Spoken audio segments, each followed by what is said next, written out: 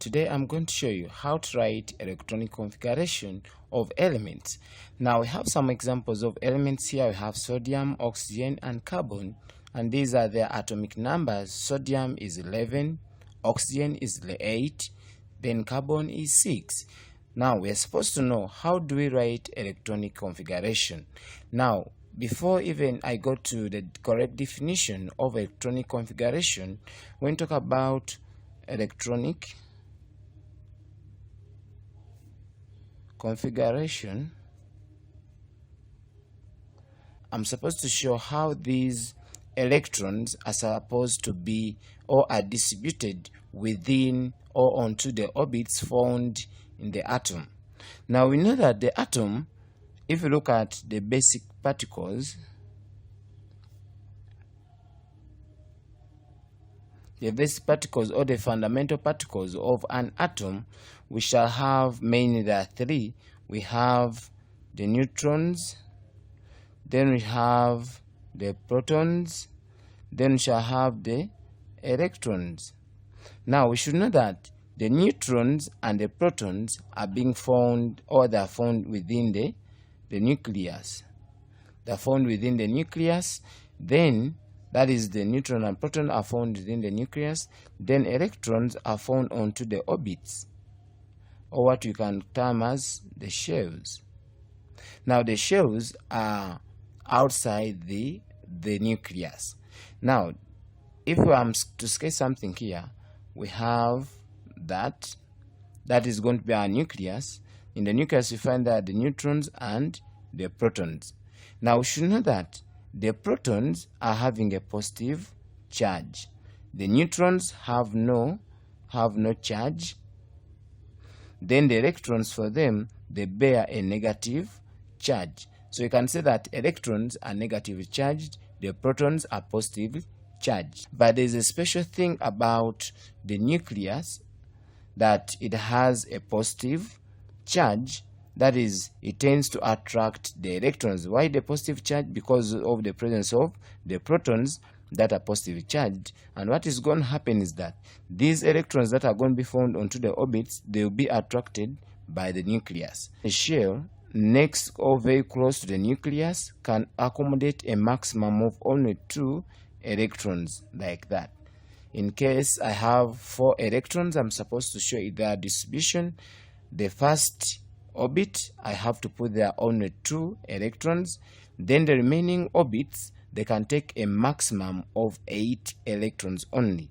Meaning, if I have sodium, in this case, I've already placed there the 2 electrons. Then the next orbit, I'm supposed to put 8. 1, 2, 3, 4, 5, 6, 7, and 8.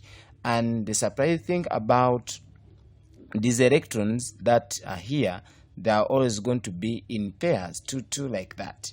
But now if I have to count, here we have 8 plus 2, we have so far filled 10 electrons, but sodium has 11, meaning there is a remaining 1 electron. But we say these orbits, if it's not this, they can accommodate a maximum of only 8 electrons, meaning I now draw another orbit where I'm going to put the remaining 1 electron, like that.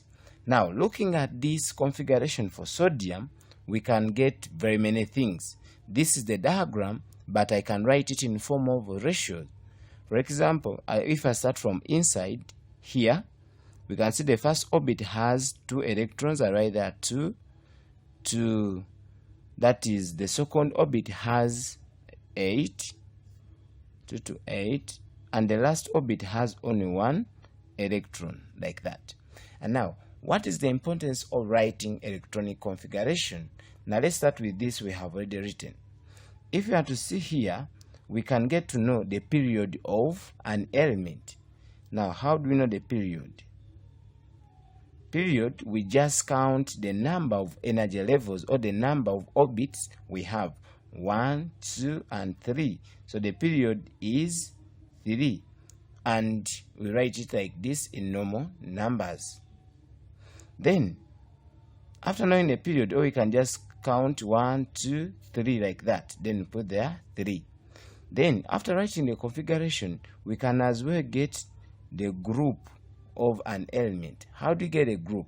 The last figure or the electrons in the outermost shell, they make or they constitute a group of that element. Now for example, sodium, it is found in group 1, and for them we write them in Roman numerals like that. Then we can also get to know the valence of that element. Now the valence, we can define it as the combining power of an element or the number of electrons a metal can lose to gain a stable gas configuration. For this case, if sodium, it is to lose 1 electron, then it means it will remain with 2 to 8, which is a stable gas configuration or a noble gas configuration when it's ending with 8. Now it means sodium has to lose 1 electron to gain stability instead of gaining 7 electrons to make it to 8, because it will not be easy for it. Now we are going to say that the valence of the sodium is going to be 1 like that. Now for oxygen, atomic number 8, it means we have the nucleus. We said we first fill 2 like that. Now 8 minus 2, it means we are remaining with other 6 electrons. Then we construct another orbit out. 1, 2, 3, 4, 5, and 6 like that. So it means here, this is our oxygen. 1, 2, 3, 4, 5, 6, 7, and 8. It means we can write the configuration like 2 to 6 like that. Now as we said earlier, the period for oxygen is going to be 1 and 2. Period is 2 because the energy levels are 2. Then the group, we said the last figure, it makes up the group, or the last figure here, it makes up the group, or the number of electrons in the outermost shell. And the number of electrons here in the outermost shell, they are 6, meaning this is group 6 like that. After that, we are going to get the valence. Now remember, the valence, it's ending with 6. Then we said, for a non-metal, the valence is going to be the number of electrons that element is supposed to gain to acquire a stable gas configuration, that is to end with 8 here instead of the 6. Then we are just going to subtract 8 minus 6, and there we are supposed to get, or we are getting 2, meaning oxygen should gain 2 electrons to gain, oxygen should gain 2 electrons to gain the stability. That is, the valence is going to be 2 like that. If the valence is 2 for oxygen, then we are going to see what's happening to carbon. Here we have our carbon. Carbon is 6. The configuration, we are drawing it, carbon 1 and 2, that is 6 minus 2, we have now 4 more electrons. We construct another shell. So these ones can take a maximum of 8, but even if it takes less, you comment by telling us the group of carbon, the period of carbon, and the valence of carbon.